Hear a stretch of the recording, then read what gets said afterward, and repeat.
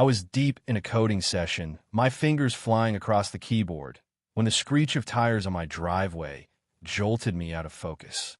Before I could even stand, a furious pounding rattled my front door like someone was trying to break it down. Heart racing, I opened it to find Lisa Harper, the HOA president, standing there, her face twisted with rage, designer sunglasses perched atop her flawlessly styled hair. "You," she shrieked, jabbing a manicured finger into my chest. "You ruined my Tesla. Your shoddy outlet fried its entire system. I'm going to sue you until you're homeless." I stood there, utterly baffled, my mind scrambling to make sense of her words. "Lisa, what are you talking about? I've never touched your car," I said, trying to keep my voice steady. "Don't play dumb," she snapped, her voice so loud it echoed down the street, drawing neighbors to their windows like moths to a flame. Lisa's tirade continued, her words slicing through the air. "Your outdoor outlet one, you let me use it, trash my car's charging system. The shop says it'll cost thousands, and it's all your fault." Slowly, the fog of confusion lifted. I had a GFCI outlet by my driveway, sure, but I'd never given anyone permission to use it, least of all Lisa. As she ranted, one thing became crystal clear. She'd been plugging her Tesla into my outlet without asking, and now, with her car damaged, she was trying to pin it on me. I'd only been in Willow Creek, this picture-perfect, gated community, for 3 months. As a software engineer working from home, I craved quiet, a place to code in peace. What I got instead was Lisa Harper, who ran the HOA like she was commanding a small army. Within my first week, I'd gotten notices about my trash cans being VY Cybele. They weren't. My lawn being a 1/4 inch too long, I measured, and my plain black doormat being an unauthorized decoration. Lisa seemed to take my existence as a personal affront, especially since I'd politely pushed back when her demands strayed beyond the HOA's actual rules. "I never gave you permission to use my outlet," I said calmly, which only made her angrier. "We had a verbal agreement," she insisted, her voice hitting a pitch that set off a neighbor's dog. "You said I could use it in emergencies." That was a flat-out lie. We'd barely spoken since I moved in, and none of those words involved my electricity. Lisa's story was unraveling, but little did she know, I'd already noticed something off. Last month, my electricity bill had spiked by nearly 30 fan tram, which was weird since I hadn't changed a thing. I'd also been woken up a few times by my security system pinging about movement near my garage. I checked the cameras, seen nothing, and assumed it was a stray cat or raccoon. Now it was all clicking. "Lisa, you need to leave," I said, trying to keep things civil. "We can talk when you're calmer." "I'm not going anywhere until you pay for my repairs," she shouted, planting herself on my doormat, the one she'd tried to ban. I shut the door, my pulse still racing, and pulled up my security footage from the past few weeks. There was Lisa sneaking onto my property at 2 a.m., extension cord in hand, plugging her Tesla into my outlet.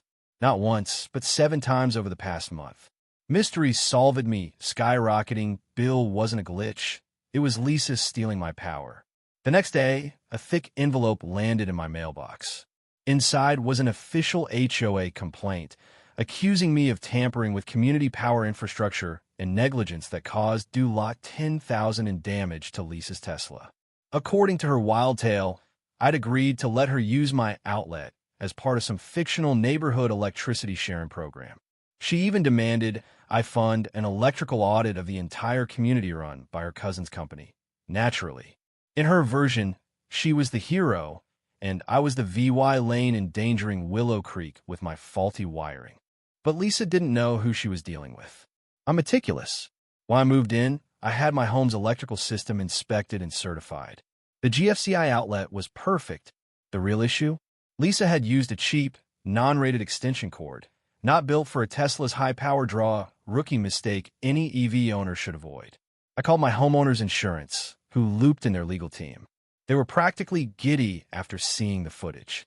I also sent the HOA a response, complete with my EVY Denke, the security clips, my electrical certification, and a counter-complaint for trespassing, electricity theft, and fraud. The HOA board, minus Lisa, called an emergency meeting.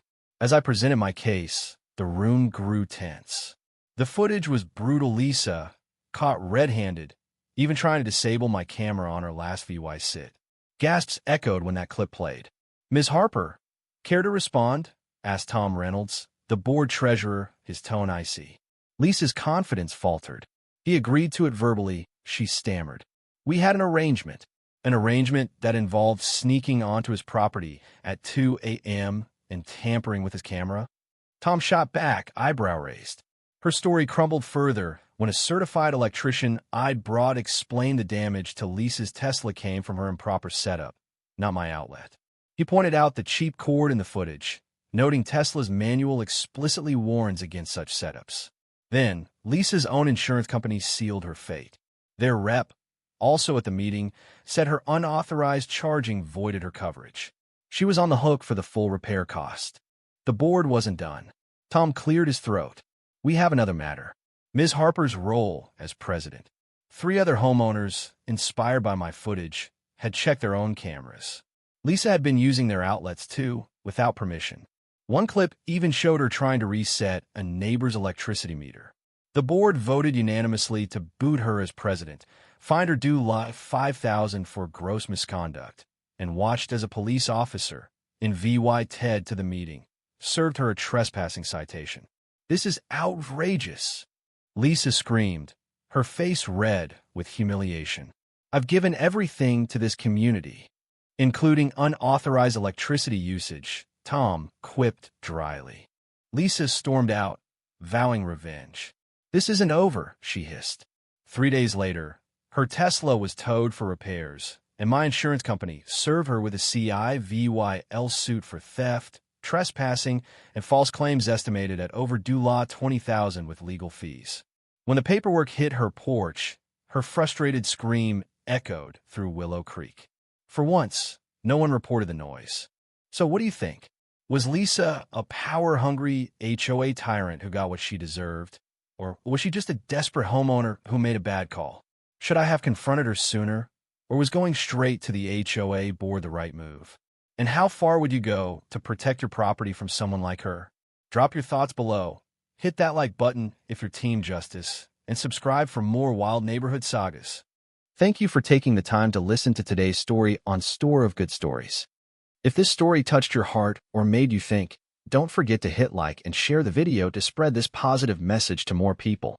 And if this is your first time here, make sure to subscribe and turn on the notification bell so you won't miss any of the meaningful stories we share every week. Your support is the biggest motivation for Store of Good Stories to keep bringing heartfelt and valuable stories to you. See you in the next video.